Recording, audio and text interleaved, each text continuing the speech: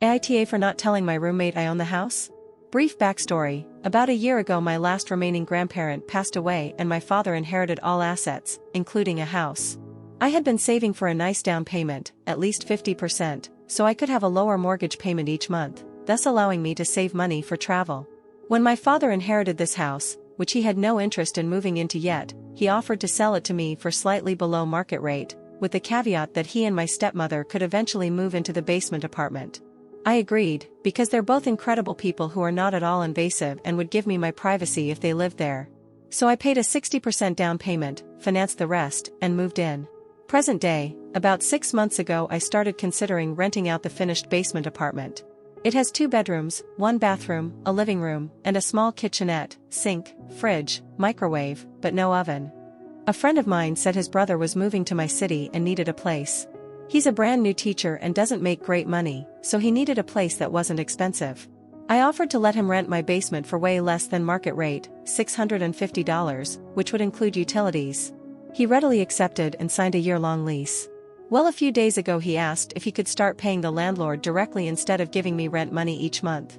I was under the impression my friend had told him I own the house, so I was confused and I told him we don't have a landlord and that I'm the owner.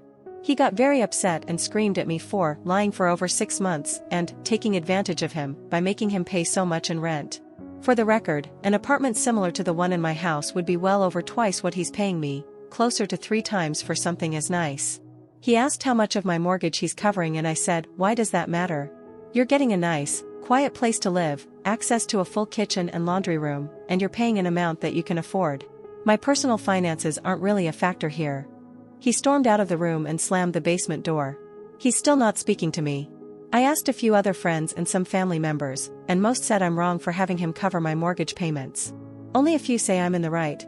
So AITA for having my roommate cover $650 of my $775 per month mortgage? ETA, he has a lease so I won't be evicting him over this alone. If he does any damage or becomes hostile, I'll look at the eviction process. But for now, he will remain unless he chooses to break the lease, which I'd allow him to do if he wants. He also didn't bother to read the lease before signing. The lease clearly states I'm the homeowner. I didn't trick him or keep info from him. He simply didn't read what he was signing. I didn't get the house for almost free as some people choose to believe. My father sold it to me for about 75% of its value, more or less as an advance on rent he and my stepmother will pay when they move in here in a few years. We already agreed they won't pay monthly rent but will contribute to utilities and groceries at that time. I also made a 60% down payment so I have quite a bit invested, as well as paying about $1,500 per month out of pocket for taxes, insurance, maintenance, utilities, etc. Update to the situation. I intended to speak to him over the weekend, but he never returned my texts asking when a good time to discuss things would be. So Sunday afternoon I sent a text stating I would be entering the basement at 6 p.m. Monday evening. He never replied. When I went into the basement, some of his belongings were there but some weren't. Bed was there, but no dresser or side tables, and the second bedroom he was using as an office has nothing but boxes. The kitchenette was disgusting, the carpets were filthy, and the walls had dents and divots in them and the paint. I left him a note stating he needs to do some repairs and clean the kitchenette, so as not to attract vermin. Then I went back upstairs. Well, he came back in today, early this morning, and was fuming at me for entering the basement without permission. I told him I had given him more than 24 hours notice, per the lease, via text message before entering his area. His reply was that he didn't get that because he blocked my number.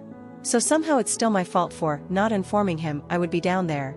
I asked him if he intends to stay out the lease or if he wants to break it. He said he's leaving and will live in his car until he finds a new place. I told him that's fine and that if he has all his belongings out by the end of the month, I won't make him pay September and half of October's rent, as the lease requires, and I'll refund the days he isn't here. He tried to tell me he doesn't need to pay that rent because he has 45 days to vacate.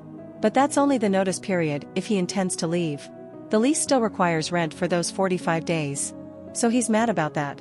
I told him I'm being kind by letting him out early with zero financial repercussions.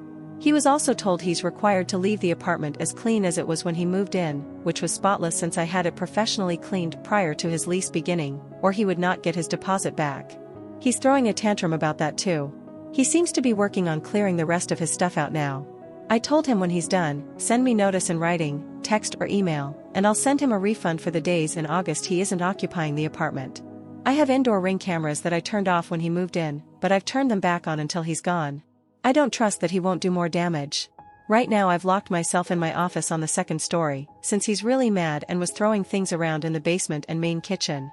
His brother and sister-in-law are also coming over in the next hour or so because I don't feel entirely safe being alone in the house with him. As soon as he gives me notice that he's completely vacated the apartment, I'll be changing/deleting all the password/codes for all the deadbolts, alarm system, internet, etc. so he can't access anything at all. I'm ready to be done with him and to feel safe in my own home again.